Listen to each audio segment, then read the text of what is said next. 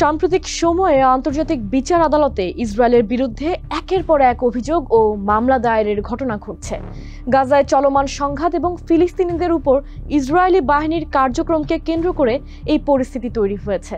তবে এই সম্মিলিত প্রতিবাদের পেছনে রয়েছে কয়েকটি দেশের একটি জোট, যারা আন্তর্জাতিক আইন লঙ্ঘনের অভিযোগে ইসরায়েলের বিরুদ্ধে সোচ্চার হয়েছে। এই জোটটি মূলত হেগ গ্রুপ নামে পরিচিতি পেয়েছে।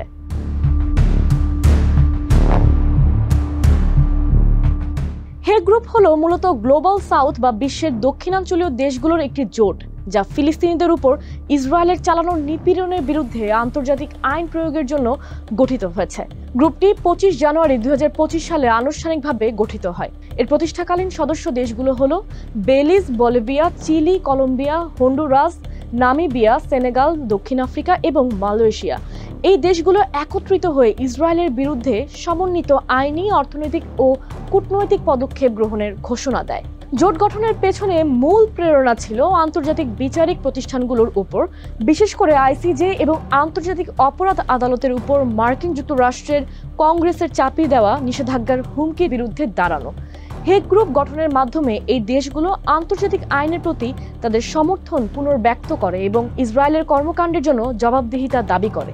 তাদের লক্ষ্য হলো আন্তর্জাতিক বিচার ব্যবস্থার স্বাধীনতা ও কার্যকারিতা রক্ষা করা।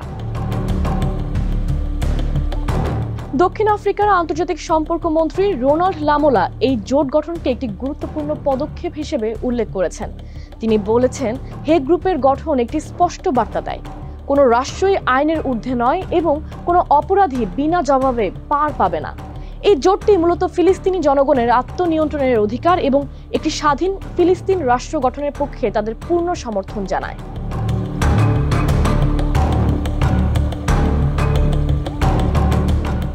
হেগ গ্রুপ সম্প্রতি তাদের কার্যক্রম আরও বিস্তৃত করেছে এবং অন্যান্য দেশগুলোকেও তাদের সঙ্গে যুক্ত করতে সক্রিয় ভূমিকা পালন করছে। এই জোটের অন্যতম প্রধান কাজ হলো ইসরায়েলের বিরুদ্ধে আইসিজেতে দায়ের করা মামলাগুলোকে সমর্থন দেওয়া এবং আন্তর্জাতিক চাপ সৃষ্টি করা। এই লক্ষ্যে গ্রুপটি সম্প্রতি কলম্বিয়ার রাজধানী বোগোটাতে একটি জরুরি সম্মেলনের আয়োজন করে, যেখানে 30টিরও বেশি দেশ অংশ নেয়। এই সম্মেলনে চীন, স্পেন এবং কাতারের মতো দেশগুলো উপস্থিত ছিল, যাতে প্রমাণ হয় ধীরে ধীরে বিশ্বের অন্যান্য দেশের উপর প্রভাব বিস্তার করছে এই জোট। সম্মেলনের পর 12টি দেশ ইসরায়েলের কর্মকাণ্ড সীমিত করার জন্য 6টি সুনির্দিষ্ট পদক্ষেপে সম্মত হয়। এই দেশগুলোর মধ্যে রয়েছে Bolivia, Cuba, Colombia, Malaysia, Namibia, দক্ষিণ Africa, Indonesia, Nicaragua, Iraq, Libya, Oman এবং Saint Vincent and the Grenadines. এই পদক্ষেপগুলোর মধ্যে রয়েছে ইসরায়েলের অস্ত্র সরবরাহ বন্ধ করা এবং সামরিক সরঞ্জাম বহনকারী জাহাজগুলোকে তাদের বন্দরে ভিড়তে না দেওয়া।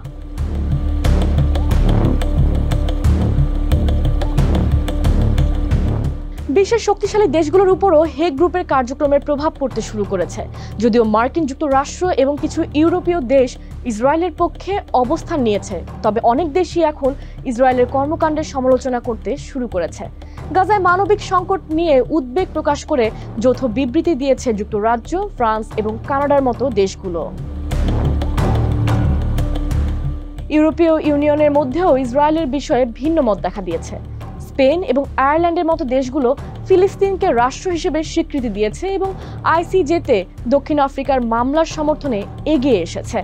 জার্মানি এবং হাঙ্গেরির মতো দেশগুলো ইসরায়েলের পক্ষে থাকলেও ইউরোপীয় ইউনিয়নের সামগ্রিক অবস্থান ধীরে ধীরে বদলাচ্ছে। দেশগুলোর জনমতও এক্ষেত্রে একটি বড় ভূমিকা পালন করছে। বর্তমানে ইসরায়েলের প্রতি সমর্থন কমতে শুরু করেছে পশ্চিমা দেশগুলোতে এবং সাধারণ মানুষ ফিলিস্তিনিদের উপর চালানো সহিংসতার বিরুদ্ধে সোচ্চার হচ্ছে। এই জনমতের চাপ নীতি পরিবর্তনে বাধ্য করছে সরকারগুলোকে।